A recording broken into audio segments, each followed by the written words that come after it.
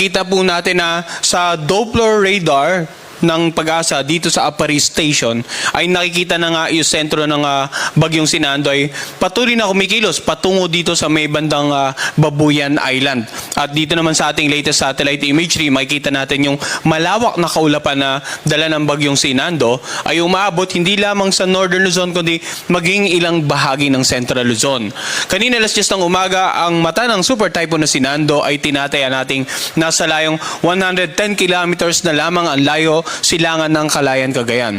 Taglay pa rin ito ang lakas ng hangin, umabot na hanggang 215 kilometers per hour, malapit sa gitna. At yung pagbugso ng hangin, naabot hanggang 265 kilometers per hour.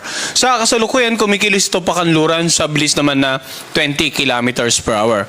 Inaasahan nga natin na ngayong araw ay magla-landfall ang bagyong Sinando dito nga sa may bandang dulong Hilagang Luzon. Samantala, dito naman sa kanlurang bahagi ng gitna ng Katimugang Luzon, ng Visayas at ilang bahagi ng Zamboanga Peninsula, makikita po natin yung mga kaulapan na dulot nga ng pinag-ibayong habagat or southwest monsoon.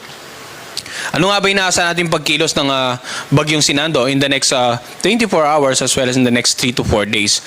So sa pinaka-latest forecast track po natin, ayon sa latest Tropical Cyclone Bulletin number 22, makikita po natin yung tinatayang location kaninang alas 8 ng umaga.